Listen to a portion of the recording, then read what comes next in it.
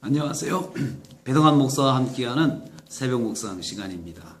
오늘도 요나서 말씀 묵상합니다. 오늘은 요나서 1장 11절부터 13절에 있는 말씀입니다. 바다가 점점 흉룡한지라 무리가 그에게 이르되 우리가 너를 어떻게 하여 바다가 우리를 위하여 잔잔하겠느냐. 그가 대답하되 나를 들어 바다에 던지라. 나를 들어 바다에 던지라. 그렇지만 사람들은 요나를 구해보려고 노력을 합니다. 요나를 죽일 수는 없다는 생각을 하는 거죠. 그렇지만 그러면 그럴수록 더욱더 바다가 흉룡해졌다 그랬습니다. 그래서 오늘 말씀은 11절에 바다가 흉룡한지라, 점점 흉룡한지라 그랬고 13절에 다시 점점 더 흉룡한지라, 노력하면 노력할수록 바다가 더 폭풍을 일으켜서 감당할 수가 없게 된 거죠. 제가 앞에서 그런 말을 했습니다. 너무 늦었다고 했습니다. 너무 늦었다.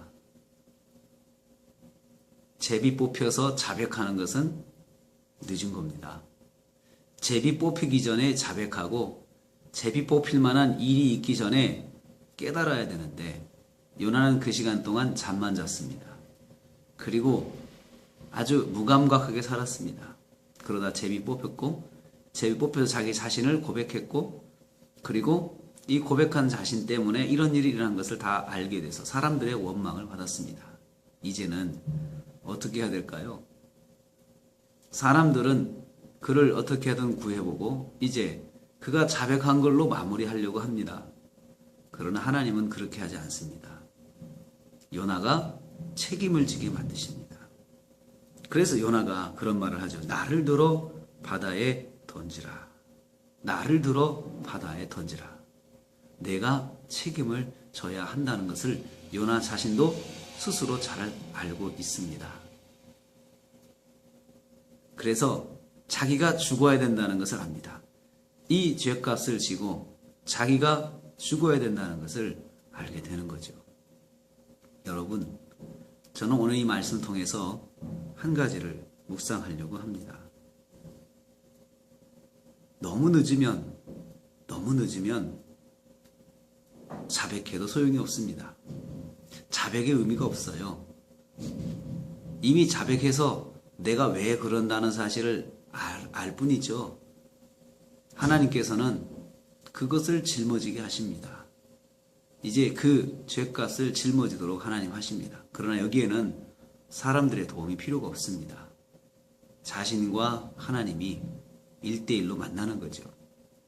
자기가 하나님 앞에 서서 이제 그 하나님의 처분을 기다려야 되는 것입니다.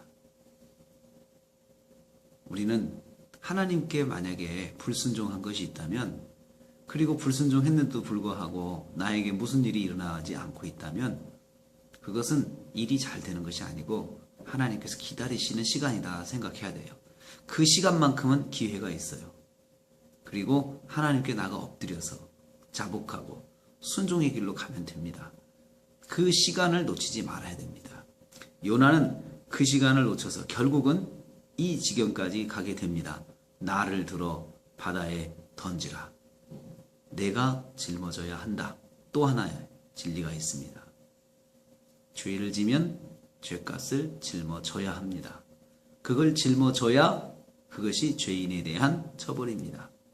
자, 요나는 그걸 알고 있어서 짊어지겠다고 자청합니다. 짊어져야 합니다. 죄값은 짊어지는 것입니다.